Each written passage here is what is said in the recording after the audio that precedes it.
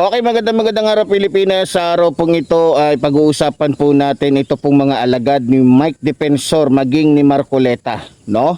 Na kung saan po ay aminado na talunan sila, no? Pasensya na po kayo sa ating paligid at talagang grabe po yung hamog dito. Kahit alas 8 na o alas 9 na ng maaga ay talagang matindi pa rin yung hamog at yung lamig, no? Kaya pasensya na po kayo, no, sa ating background. Okay, so alam nyo, itong si Attorney Porhisio, kung titignan po ninyo, itong mga ginawa niya kay Pangulong Ferdinand Marcos Jr. na paninira, akala niya, dahil ang amo niya ay si Mike Defensor na nakakulong na ngayon at maging itong si Marcoleta na nakakulong na ngayon, eh mapapabaksak nila si Pangulong Ferdinand Marcos Jr. Doon po sila nagkamali. No? So may isang video na pinanood ko o napanood ko, ako talaga ay napatawa po, no? Ako'y napatawa sa bidyong ito at talagang grabe po yung tawa ko nung napanood ko ito. Para maintindihan po ninyo ito at panoorin po natin. Ito sa laban na ito, inaamin ko, talo tayo! Bakit? Kasi napakulong yung leader natin! Ngayon, ang dalawang leader natin, si Senator Marcoleta, si Mike Defensor, nasa kulungan! Palakpakan si BBM!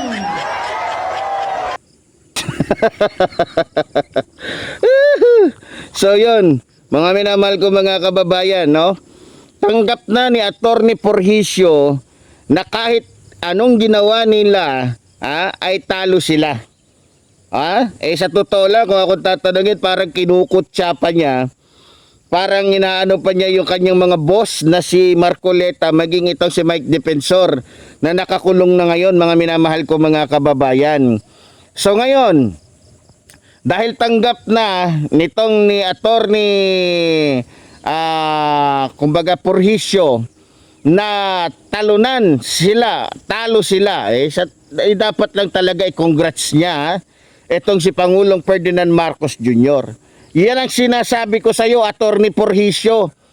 Kung sa mabuting tao ka sana kumampi, di sana hinahangaan ka ngayon ng taong bayan.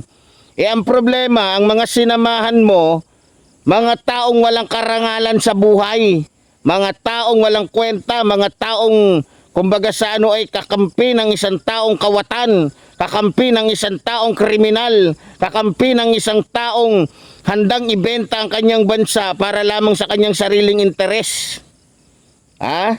Ngayon, Attorney Porhisio, ano na kaya ngayon ang iniisip mo? Malamang kabado ka na rin. Malamang kabado ka na rin dahil yung mga boss mo nga mismo na sinusunod mo ay nakakulong na ngayon at ayon, nag-iinarte na, nakakulong, ikaw pa kaya? Kayo pa kaya? Akala ninyo napakadali lang pabaksakin si PBBM? Akala ninyo napakadali lang sirain yung buhay ng isang tao na matino? Porhisio ka talaga, Attorney Porhisio. Ngayon, nagmumukha ka ng katawa-tawa. Alam namin kabado ka na. Alam namin kabado na kayo. Pero dinadaan mo lang sa tawa-tawa para naman hindi halata. Style Sara ba? Para hindi halatang magnanakaw, hindi halatang guilty, patawa-tawa. Pero yung ebidensya, lantad na. Kaya lamang, ganun talaga, estrategiya ng mga makakapalang muka. Estrategiya ng mga taong walang kwenta, ng mga walang karangalan na o walang dangal sa sarili. Ngayon, kayong mga DDS, alam ko kahit hindi nyo sabihin, alam ko tanggap nyo na natalo kayo. Alam kong nare-realize nyo na mali ang ginagawa ninyong mga DDS. Mali ang ginawa ninyong pagkampi sa mga Duterte na kung saan traidor pa sa lahat ng traidor.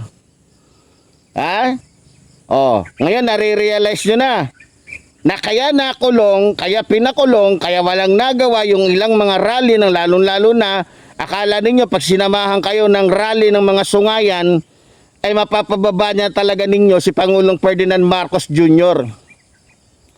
para sabihin ko sa inyo, tama na minsan na naloko ang taong bayan na ang mga Marcos ay walang kwenta. Tingnan nyo.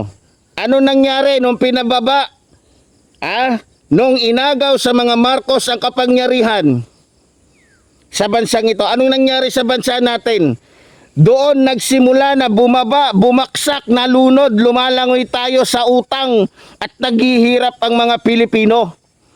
Pero nung mga panahon ni dating Pangulong Ferdinand Marcos Sr., tinitingala, kinikilala ang ating bansa bilang isa sa pinakamayaman na bansa sa buong mundo.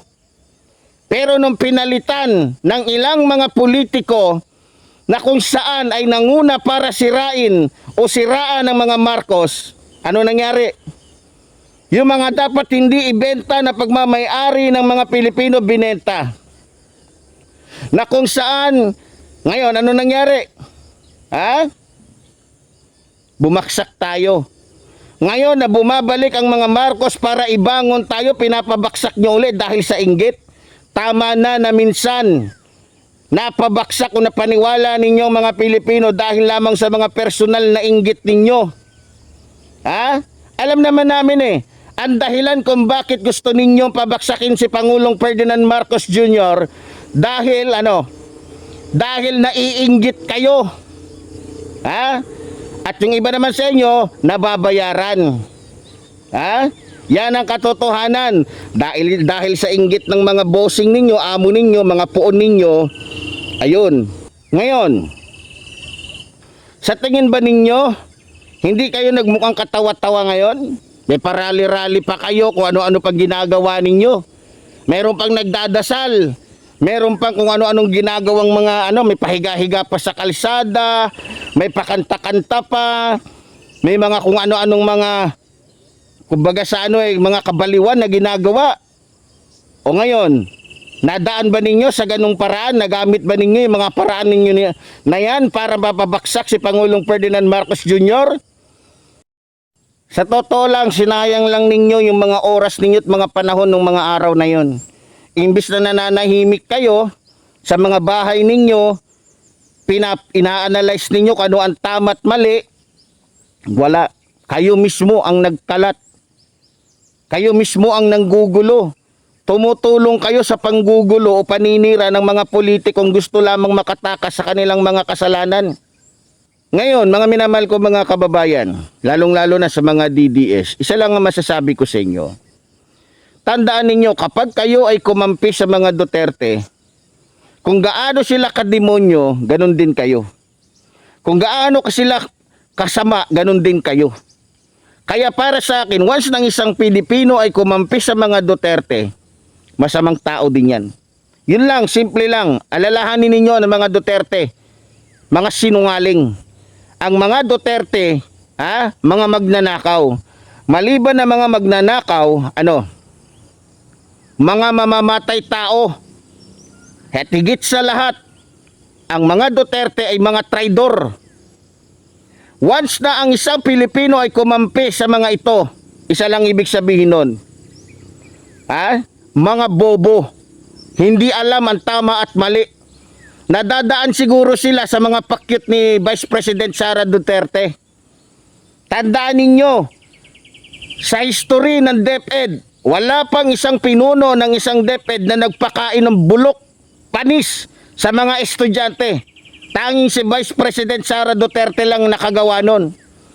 Na pinakain ng panis at nabubulok o naaadnas na pagkain ng mga estudyante. Tapos gusto niyo si Vice President Sara Duterte?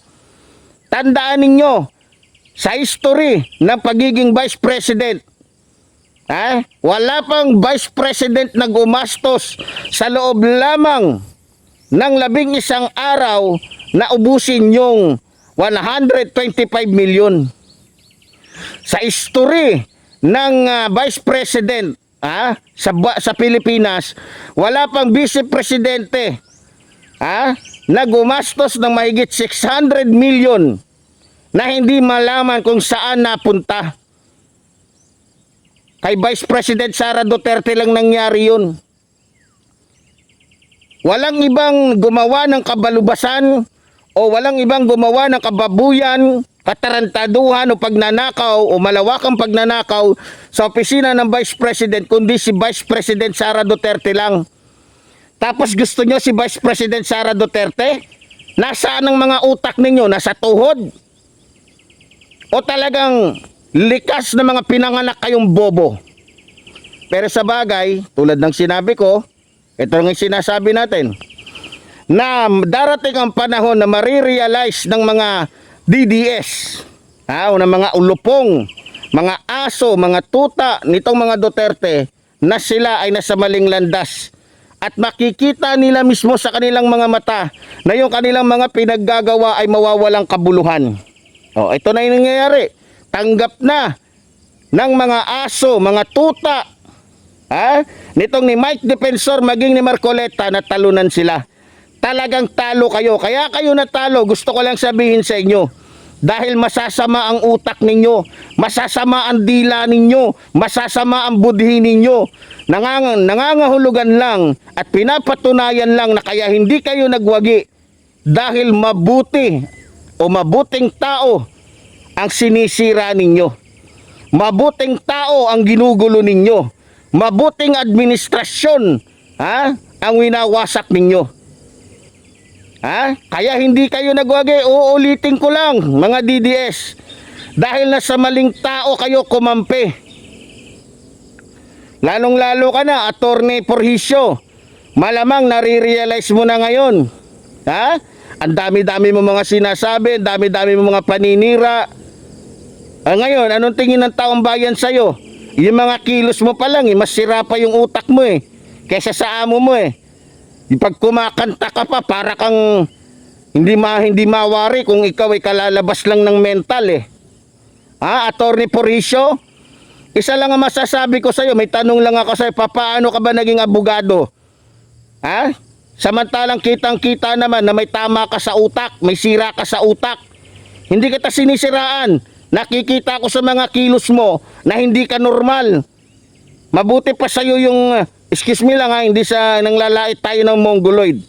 Mabuti pa yung mongoloid, mas tahimik pa sa'yo, mas formal pa. Yung kilos mo, hindi ko alam kung sabog ka, kung nakakain ka ba ng isang kutsarang shabu. Kasi mga kilos mo, hindi kilos ng isang abogado. Kilos ng isang sabog. Attorney Porhisio. Ngayon, tanggap mo na, tanggap na ninyo. Tandaan mo kung yung mga amo mo, ewan ko nga, ito nga si tawag nito, yung taga Ilocos din na nakulong na dahil nakasuhan ng cyber libel. Tahimik na ngayon si Chavit. Dahil takot na rin yan. Nagmamakaawa na, matanda na daw siya. Aba, ang galing mo magmakaawa dahil matanda ka na, pero pag nanira ka para kang 16 years old lang. Yan ang hirap sa inyo Pero ganun pa man, at least unti-unti na nare-realize ng mga DDS na sila ay talunan at kailanman hindi sila magwawagi. Sila lamang po mga minamahal ko mga kababayan. So muli po, tulad po ng sinasabi ng inyong lingkod, mabuhay po ang ating inang bayan. Mabuhay po ang nagmamahal sa ating inang bayan. Maraming salamat po.